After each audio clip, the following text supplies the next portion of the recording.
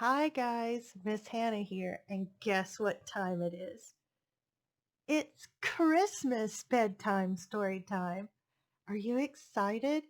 I am. I can't wait to read you these books and get you all excited and ready for Christmas. So, are you ready to have some stories read? Awesome. So, I'm going to start out with a really great story that was my favorite story as a kid. How the Grinch Stole Christmas. And I know you guys probably have seen the Grinch movies. There's three different ones. My favorite one's the old one. But there's the old one, there's a live action one, and there's a cartoon one that just recently came out. That one's actually really good. You should give it a watch. But we're going to start with How the Grinch Stole Christmas. And the book is by Dr. Seuss. How the Grinch Stole Christmas. And it's for Teddy Owens. Look at the cute little picture. Every Who down in Whoville liked Christmas a lot. But the Grinch, who lived just north of Whoville, did not. The Grinch hated Christmas the whole Christmas season. Now please don't ask why. No one quite knows the reason. It could be his head wasn't screwed on just right. It could be perhaps that his shoes were too tight. But I think the most likely reason of all may have been that his heart was two sizes too small. But whatever the reason, his heart or his shoes, he stood there on Christmas Eve, hating the Whos, staring down from his cave with a sour, grinchy frown at the warm lighted windows below in their town, for he knew every Who down in Whoville beneath was busy now hanging a mistletoe wreath. And they're hanging their stockings, he snarled with a sneer. Tomorrow is Christmas. It's practically here. Then he growled with his Grinch fingers nervously drumming. I must find some way to stop Christmas from coming. For tomorrow he knew all the Who girls and all the Who boys would wake bright and early. They'd rush for their toys. And then, oh, the noise. Oh, the noise, noise, noise, noise. That's one thing he hated, the noise, noise, noise, noise. Then the Whos, young and old, would sit down to a feast, and they'd feast, and they'd feast, and they'd feast, feast, feast, feast. They would feast on Who pudding and rare Who roast beast, which was something the Grinch couldn't stand in the least. And then they'd do something he liked least of all. Every Who down in Whoville, the tall and the small, would stand close together with Christmas bells ringing. They'd stand hand in hand, and the Whos would start singing. And they'd sing, and they'd sing, and they'd sing, sing, sing, sing. And the more the Grinch thought of this Who Christmas sing, the more the Grinch thought, I must stop this whole thing. Why, for 53 years I've put up with it now. I must stop this Christmas from coming. But how? Then he got an idea, an awful idea. The Grinch got a wonderful, awful idea.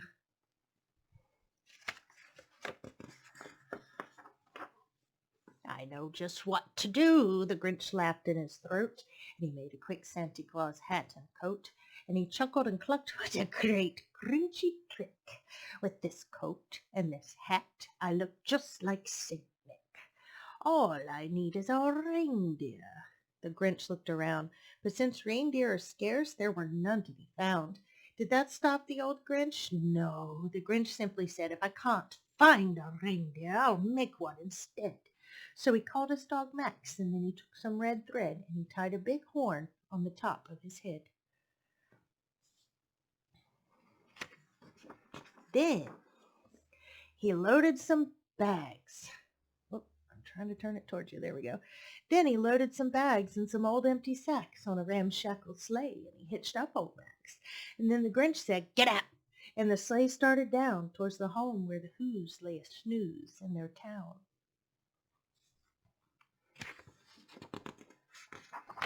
All their windows were dark.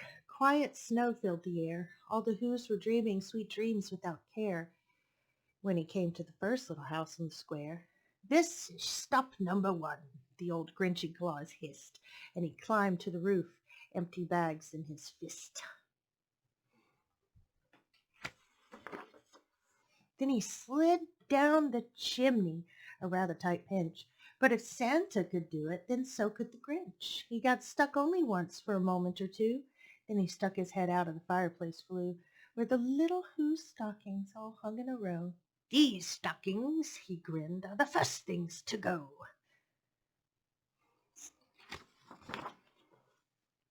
And then he slithered and slunk, with a smile most unpleasant, around the whole room, and he took every present: pop guns and bicycles, roller skates, drums,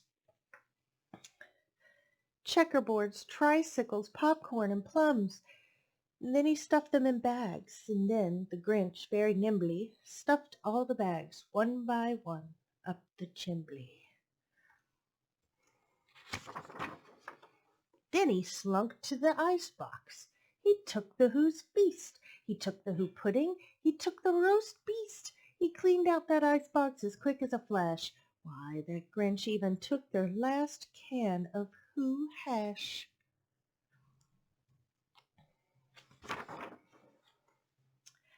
Then he stuffed all the food up the chimney with glee. "And now," grinned the Grinch, "I will stuff up the tree." And the Grinch grabbed the tree, and he started to shove, when he heard a small sound like the coo of a dove. Ah! He turned around fast, and he saw a small Who, little Cindy Lou who was not more than 2. The Grinch had been caught by this tiny Who daughter, who'd gotten out of bed for a cup of cold water. She stared at the Grinch and said, "Santa Claus, why? Why are you taking our Christmas tree? Why?" But, that old Grinch was so smart and so slick, he thought up a lie, and he thought it up quick. "Why, my sweet little tot," the fake Santa Claus lied, "there's a light on this tree that won't light on one side, so I'm taking it home to my workshop, my dear. I'll fix it up there, and then I'll bring it back here." And his fib fooled the child. Then he patted her head, and he got her a drink, and he sent her to bed. And when Cindy Lou Who went to bed with her cup, he went to the chimney and stuffed the tree up. Then the last thing he took was the log for their fire. Then he went up the chimney himself, the old liar. On their walls he left nothing but hooks and some wire. And the one speck of food that he left in the house was a crumb that was even too small for a mouse. Then he did the same thing to the other Who's houses, leaving crumbs much too small for the other Who's mouses.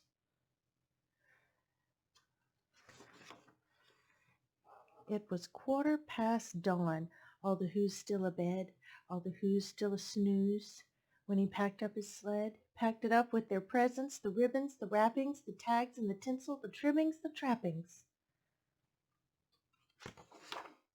3,000 feet up the side of Mount Crumpet, he rode with his load to the tip-top to dump it. "Pooh, pooh, to the Who's," he was grinchishly humming. "They're finding out now that no Christmas is coming. They're just waking up. I know just what they'll do. Their mouths will hang open a moment or two. Then the Who's down in Whoville will all cry, boo-hoo." "That's a noise," grinned the Grinch, "that I simply must hear." So he paused, and the Grinch put his hand to his ear. And he did hear a sound rising over the snow. It started in low, then it started to grow. But this sound wasn't sad. Why, this sound sounded merry. It couldn't be so. But it was merry. Very. He stared down at Whoville. The Grinch popped his eyes. Then he shook. What he saw was a shocking surprise. Every Who down in Whoville, the tall and the small, was singing without any presents at all. He hadn't stopped Christmas from coming. It came. Somehow or another, it came just the same. And the Grinch, with his Grinch feet ice cold in the snow, stood puzzling and puzzling. How could it be so? It came without ribbons. It came without tags. It came without packages, boxes, or bags. And he puzzled 3 hours till his puzzler was sore. Then the Grinch thought of something he hadn't before. Maybe Christmas, he thought, doesn't come from a store. Maybe Christmas, perhaps, means a little bit more. And what happened then? Well, in Whoville they say that the Grinch's small heart grew 3 sizes that day, and the minute his heart didn't feel quite so tight, he whizzed with his load through the bright morning light, and he brought back the toys and the food for the feast, and he himself, the Grinch, carved the roast beast. And that is the end of How the Grinch Stole Christmas. Can you see that little tiny picture? I think my light might be too bright. Oh, there you go. Cute. Now, our next story is called The Christmas Boot. It's by Lisa Wheeler and it's illustrated by Jerry Pinkney. If you've never seen this guy's illustrations, they're gorgeous. All right. The Christmas Boot by Lisa Wheeler, illustrated by Jerry Pinkney. So here's our first picture. Can you see it okay? All right. Deep in the forest on Christmas morning, Hanna Greyweather gathered bundles of kindling wood. For her, this day was no different from any other. As she went about her chores, she chatted to the forest, she talked to the mountains, but mostly she spoke to herself. Brr, she said to the mountain, will this winter ever be over? It chills my bones. The mountain didn't answer. Her arms were nearly full when, just past the spruce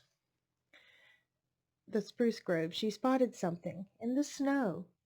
Deepest black upon purest white lay a boot. Glory be! Hanna exclaimed to the forest. Who could have lost this? The forest remained silent. And since her feet were fully freezing, and since it looked to be such a nice boot, she slipped her rag-wrapped left foot deep within it. Ah, Hanna said, that does feel nice.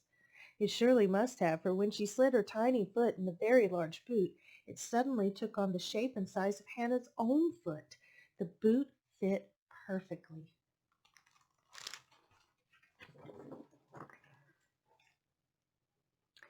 Now Hanna headed back to her ramshackle cabin. Limping her way through the snow, her warm left foot stepped nimbly as her cold right foot struggled to keep up. This boot was quite a find, Hanna said to the walls of her cabin. Where do you suppose it came from? The walls didn't reply. As she slipped into bed that night, she stared at the boot and said, I only wish I had your mate. Then she drifted off to sleep.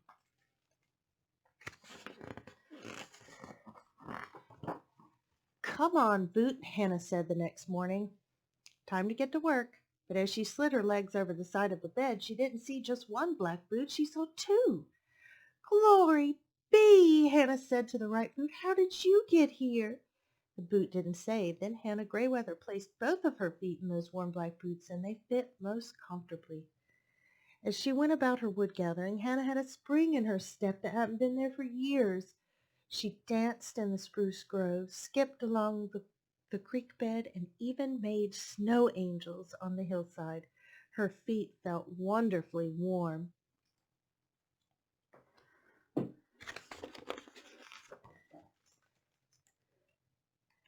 Look how happy she is.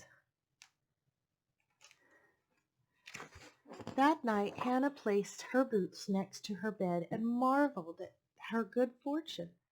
"Such a magnificent find," she said to the left boot. "Who could have lost such a treasure as you?" The boot stood silent. "No matter," said Hannah. "I've made good use of you. If I had mittens as toasty warm, I'd be the happiest woman in the world." In the morning, tucked neatly inside each boot was a bright red mitten.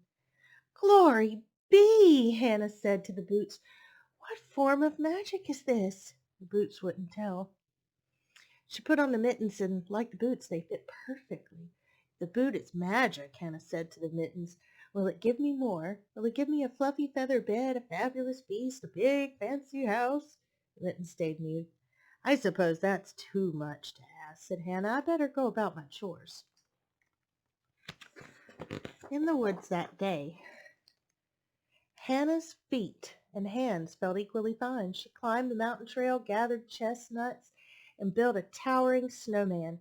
As she strolled home, an amazing sight met her eyes. Where her ramshackle cabin had been stood a big, fancy house. Luscious smells drifted from the open doorway. "Glory be!" Hannah said to the house. "How did you get here?" The house didn't say. Inside, Hannah wandered from room to room, taking in the loveliness of it all. She tasted fabulous foods. She snuggled in the fluffy feather bed, and somehow it didn't seem fully real. Didn't seem fully right either. Unlike the wonderful boots and mittens, the house didn't seem to fit Hannah. Suddenly there came a knock, knock, knock on the fine front door. "Who could it be?" Hannah asked the feather bed. "I never had company." The bed stayed silent. She opened the door cautiously, and peeking through the crack between the door and the wall, she spied a man with a very white beard. He wore a red hat, a red suit, and one black boot. "May I help you?" Hannah asked the man. "Yes," he answered. "I think you may have found something of mine." Hannah was happily surprised to hear the sound of another voice. She opened the door at once. "Glory be!" she said. "Come in. You must be freezing." "Just my left foot," said the man with a twinkle in his eye. Hannah looked down at her own booted feet. "Yes," she said, "I do believe I have something that belongs to you." She fixed the man a cup of tea. She served him chestnuts. They talked of everything and nothing deep into the night. "Now," she said, "I best give you your boots so you can be on your way." When the man placed his large left foot in the boot, it took on the shape and size of his very own foot. "Ah," he said, "that does feel nice." At once the big fancy house, the fabulous feast, and the fluffy feather bed disappeared. Even her right boot and mittens were gone. "I am sorry," said the man. "No need," said Hannah. "It is as it should be. The boot didn't belong to me, but I enjoyed it while it was here." "Is there anything I can give you?" asked the man. "What do you truly desire?" "What I truly desire is someone to talk to," said Hannah, "but warm boots and a pair of mittens would be mighty fine." The man in the red suit winked, and suddenly there appeared a dandy pair of red boots and bright green mittens. "Thank you, sir," Hannah said as she walked him to the door and bid him goodbye. "I will make fine use of them."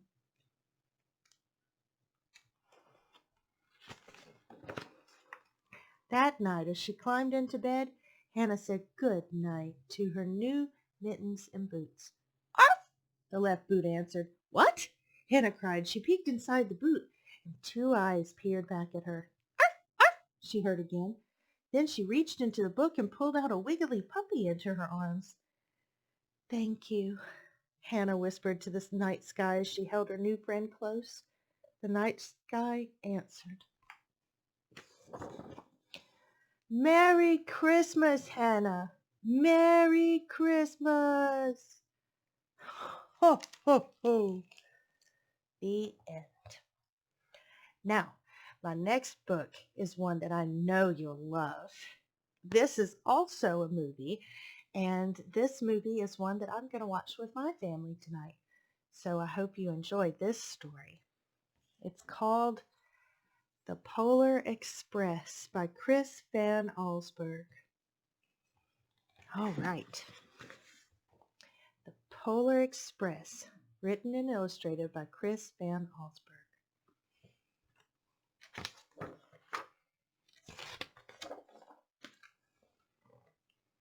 All right, here's the picture, and I'm going to have to kind of turn it a little bit so I can see what it says.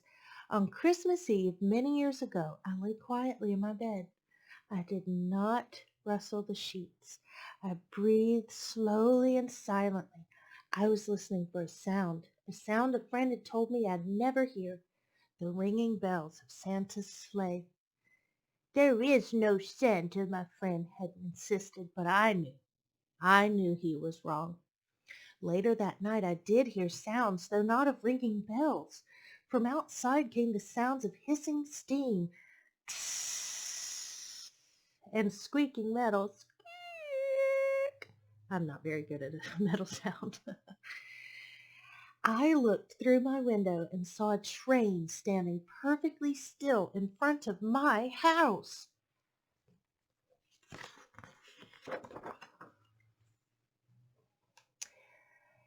It was wrapped in an apron of steam. Snowflakes fell lightly around it. A conductor stood at the open door of one of the cars. He took a large pocket watch from his vest. Then he looked up at my window. I put on my slippers and robe. I tiptoed downstairs and out the door. All aboard, the conductor cried out. I ran up to him. Well, he said, are you coming? Where? I asked. Why, to the North Pole, of course, was his answer. This is the Polar Express. I took his outstretched hand, and he pulled me aboard. Now, the train was filled with other children, all in their pajamas and nightgowns. We sang Christmas carols and ate candies with nougat centers as white as snow. We drank hot cocoa as thick and rich as melted chocolate bars. And outside, the lights of towns and villages flickered in the distance as the Polar Express raced northward. Soon, there were no more lights to be seen. We traveled through cold, dark forests where lean wolves roamed and white-tailed rabbits hid from our train as it thundered through the quiet wilderness.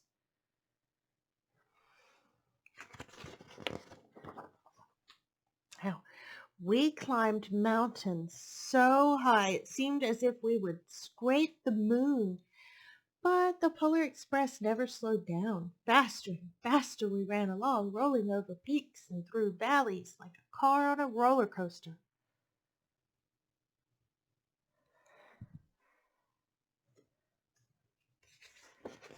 The mountains turned into hills, the hills to snow-covered plains. We crossed a barren desert of ice, the great polar ice cap. Lights appeared in the distance. They looked like the lights of a strange ocean liner sailing on a frozen sea. There, said the conductor, is the North Pole.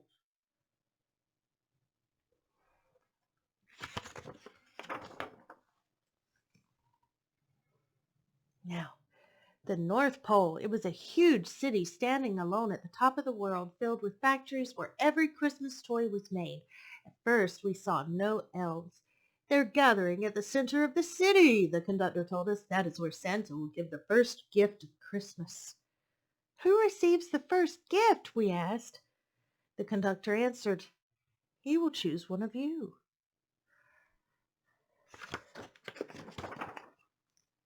Look, shouted one of the children.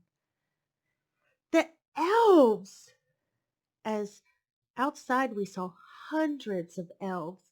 As our train drew closer to the center of the North Pole, we slowed to a crawl. So crowded were the streets with Santa's helpers.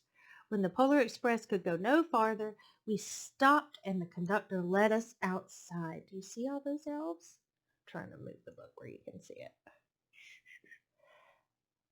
All right. Now, we pressed through the crowd to the edge of a large open circle. In front of us stood Santa's sleigh. The reindeer were excited. They pranced and paced, ringing the silver sleigh bells that hung from their harnesses. It was a magical sound, like nothing I'd ever heard. And across the circle, the elves moved apart and Santa Claus appeared. The elves cheered wildly. He reached over to us and pointing to me said, "Let's have this fellow here." He jumped into his sleigh. The conductor handed me up. I sat on Santa's knee and he asked, "Now, what would you like for Christmas?" I knew that I could have any gift I could imagine. But the thing I wanted most for Christmas was not inside Santa's giant bag. What I wanted more than anything was one silver bell from Santa's sleigh.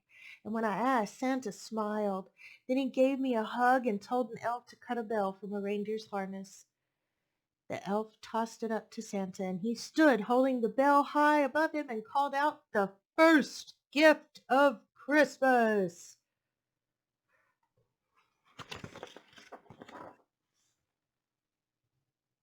A clock struck midnight as the elves roared their approval, and Santa handed the bell to me, and I put it in my bathrobe pocket. The conductor helped me down from the sleigh.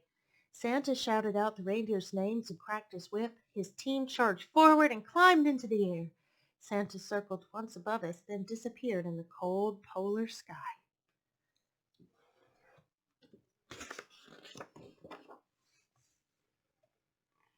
As soon as we were back inside the Polar Express, the other children asked to see the bell. I reached into my pocket, but the only thing I felt was a hole. I had lost the silver bell from Santa Claus's sleigh. "Let's hurry outside and look for it," one of the children said, but the train gave a sudden lurch and started moving. We were on our way home.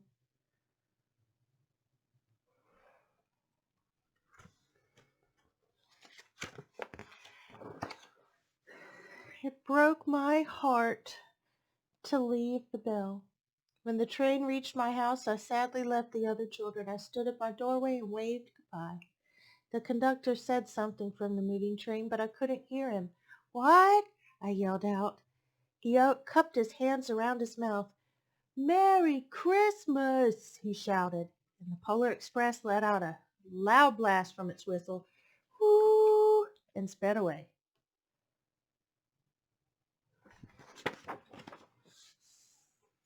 On Christmas morning, my little sister Sarah and I opened our presents. When it looked as if everything had been unwrapped, Sarah found one last small box behind the tree. It had my name on it. Inside was the silver bell. There was a note. "Found this on the seat of my sleigh. Fix that hole in your pocket. Signed, Mr. C." I shook the bell. It made the most beautiful sound my sister and I had ever heard. But my mother said, "Oh, that's too bad." "Yeah," said my father, "it's broken." When I'd shaken the bell, my parents had not heard a sound.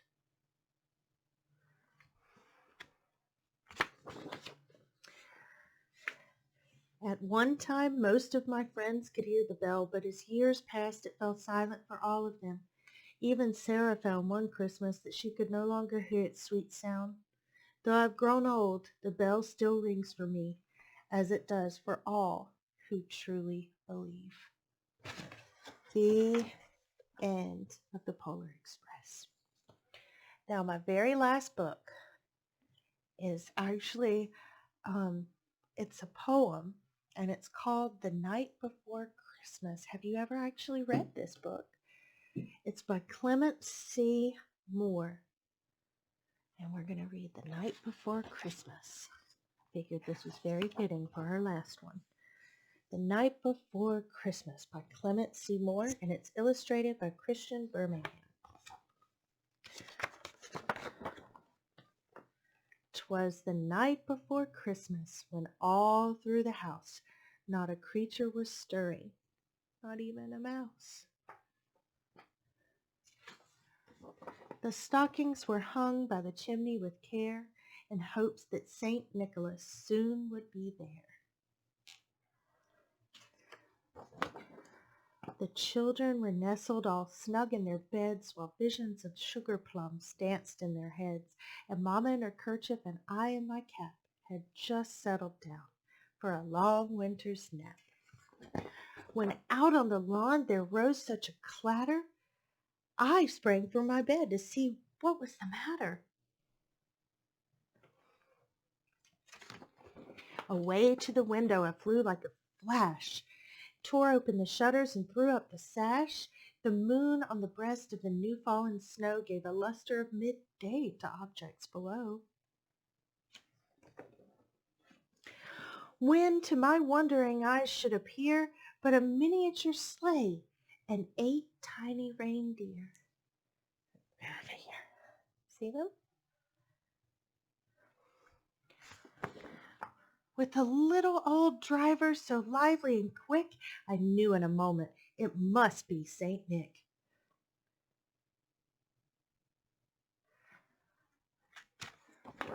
More rapid than eagles his coursers they came, and he whistled and shouted and called them by name. Now Dasher, now Dancer, now Prancer and Vixen, on Comet, on Cupid, on Donder and Blitzen.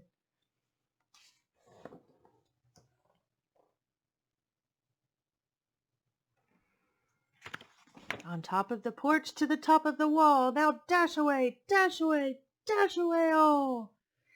As dry leaves before the wild hurricane fly, when they meet with an obstacle, mount to the sky. So up to the housetop the coursers they flew, with the sleigh full of toys, and St. Nicholas too. And then in a twinkling I heard on the roof the prancing and pawing of each little hoof. I drew in my head and was turning around. Down the chimney St. Nicholas came in with a bound.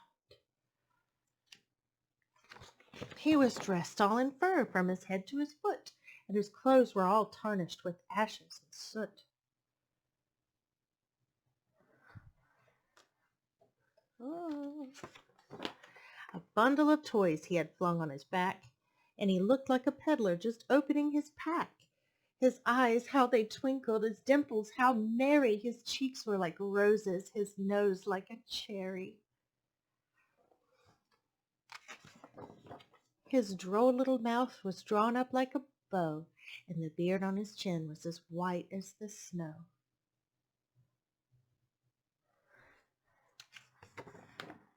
The stump of a pipe he held tight in his teeth, and the smoke encircled his head like a wreath.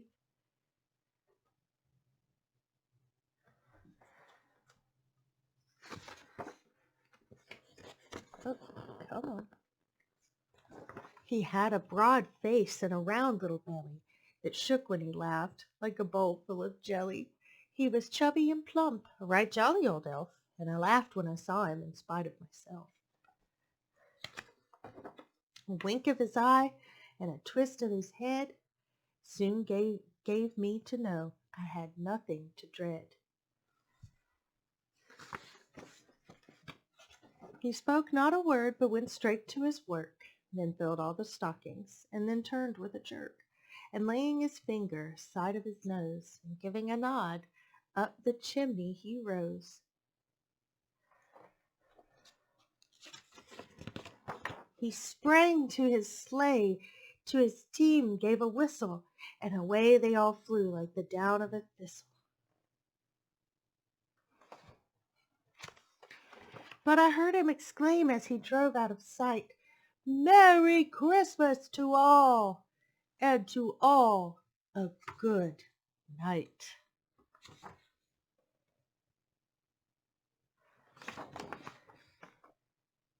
And that is the end. And like Santa Claus said, Merry Christmas to you all, and I hope you have a wonderful night. I hope you really enjoyed my stories. Now, it's time to brush your teeth and go hop in bed and get ready for Christmas tomorrow. I hope you have a great night. Don't forget, close your eyes, go to sleep, and listen for the bell. Good night, guys.